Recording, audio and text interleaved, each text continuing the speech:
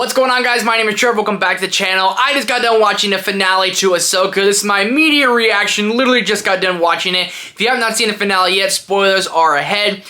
So coming into this show has been, I think, the best Star Wars we've gotten since The Force Awakens. It has been my favorite Star Wars show up to this point. I have not seen Andor just yet, but up to this point, I've loved every single episode. I think the show just continuously got better. It brought Anakin, Thrawn, Ezra all on the screen. What are we talking about here? This is what Star Wars fans are wanting. Coming into the finale, there's lots of things to tie up, and I think they tied up a lot of things nicely, and it had a lot of parallels, and Dave Filoni's just a master on how he created the show.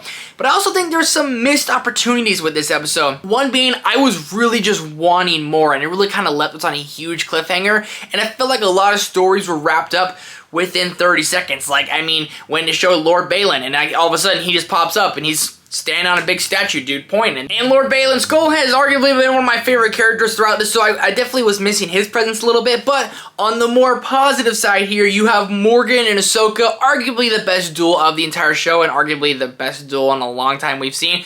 I don't know exactly what happened with Morgan. They had like this witch cast a spell on her, she got a green sword, she became an ultimate badass, and she cut one of Ahsoka's lightsabers in half. Like, it was absolutely insane with this one.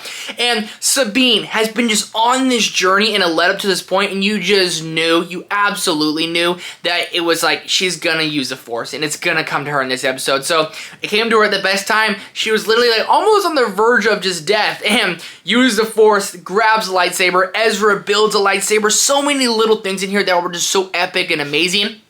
It's just by the time the credits started rolling, I feel like I needed another 30 minutes of this, and I think that's just a testament to how good the show is. And I mean, I think this is the best Star Wars show we've ever gotten, period. I've loved every episode.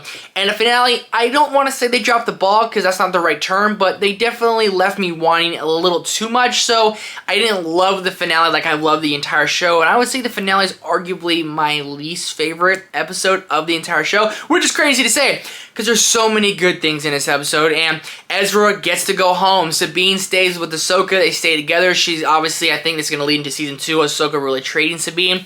And the parallels that Dave Filoni puts in here, everyone's talking about it on Twitter right now, but when like Anakin looks at Ahsoka going her own way in the Clone Wars, and you see Anakin looking at Ahsoka, really like coming to her own, going her own way, and Ahsoka, the show. Anyways, I really love this show. The finale definitely left me wanting a little bit more, but nonetheless, I think it's been an absolutely fantastic win for Star Wars as the siren alarm goes off. What you guys think of Ahsoka finale? Let me know down below in the comment section. Come back over the next couple of days, because we'll have a bunch of Star Wars content, including a ranking of all the live-action Star Wars projects that I've seen. The only one I haven't is Andor, and I'm kicking myself for it. Thank you guys so much for watching. Hit the like button, subscribe button, notification bell, and I'll see you in the next one.